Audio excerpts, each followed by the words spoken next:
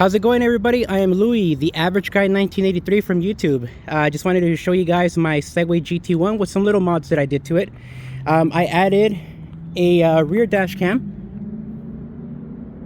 right there with a custom made bracket out of 1/8 ABS. The dash cam is right here in the front.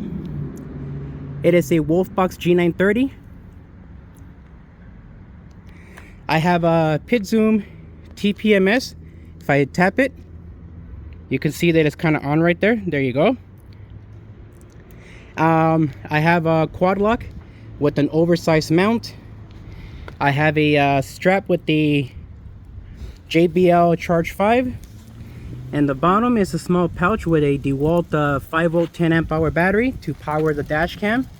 I have some fender bar end mirrors, motorcycle grade aluminum. This side has a 5mm screw, and this one has a standard 6mm screw.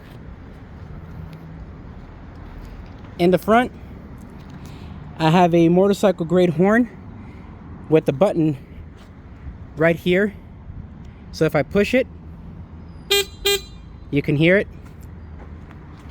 In the back, it's kind of a crazy mess, but it is a ram mounts bracket and a custom made plate that I did out of ABS as well to get this dash cam to fit, because technically these are made for cars, so that's why it's in the shape of a mirror. And this little back part usually has a rubber strap, but I removed the rubber strap and the brackets that were there, and I added my own and put this on.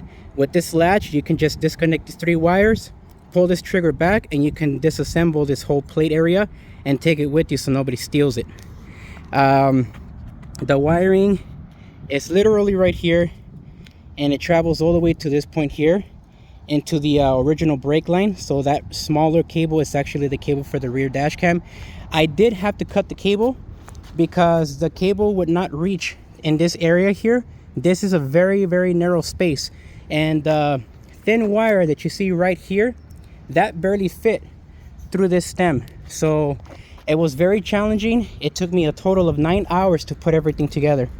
But you can see the pit zoom TPMS little stems with excellent clearance. Same thing for the one in the front. And the last thing I pretty much have to do is just attach another bracket similar to this one to add an external headlight, because this little so-called 900 lumen headlight is too dark to be riding at night. The flashers are brighter than this light, so that's kind of a weird thing. But yep, this is it, guys. And thank you for letting me share this video with you guys. And yeah, but again, this was not an easy thing to do, and this is not for your average do-it-yourself person. You got to have some kind of knowledge to be able to run this stuff and make it all work. But yep, everything's done, and this GT1 is ready to be ridden in the streets. Yeah.